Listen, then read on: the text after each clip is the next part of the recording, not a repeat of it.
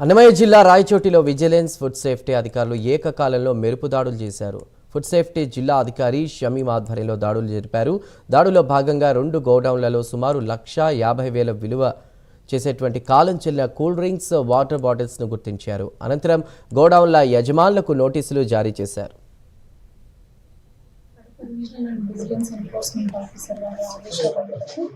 రాయచోటి పట్టణంలో నయాబ్ సాహెబ్ స్ట్రీట్ లో ఉన్న కపూర్ ఏజెన్సీస్ అండ్ జినాద్ ఏజెన్సీస్ లో ఎక్స్పైరీ కూల్ డ్రింక్స్ ఉన్నాయన్న ఇన్ఫర్మేషన్ మేరకు వచ్చి రైడ్స్ కండక్ట్ చేశాము.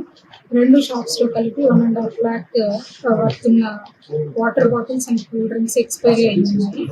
తదుపరి చర్యల నిమిత్తం ఫుడ్ సేఫ్టీ ఆఫీసర్ వారికి అది అప్పగించారు.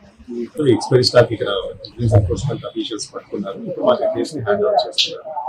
మేము తీసుకుని ఎగ్జిక్యూటివ్ అడిషనల్ మ్యాజిస్ట్రేట్ గారి దగ్గర ఈ ఫైల్ పెడతాము. ఆయన ఈ కేసుకి సంబంధించి ఆయన ఫైన్ వేస్తారు. ఆ ఫైన్ మీరు కట్టాల్సి ఉంటుంది. దాని తర్వాత ఈ ఎక్స్పైరీ స్టాక్ ని ఆయన ఆర్డర్స్ ప్రకారం రిజిస్టర్ చేస్తున్నారు. కేసులు ఫైల్ చేస్తున్నాము, కోర్టులో వేస్తున్నాము. ఇప్పుడు రాయచోటిలోనే మీకు 8 క్రిమినల్ కేసులు రన్ అవుతున్నాయి. ఫైన్ వేసి కేసు క్లోజ్ చేస్తారు. సో 87 దాకా కేసులు, సివిల్ కేసెస్ ఫైల్ అయ్యాయి. కాబట్టి దృష్టికి రావట్లేదు అంతే. చేస్తున్నాం. చేయకపోతే మా టార్గెట్స్ అచీవ్ అవ్వకపోతే మా పై అధికారులు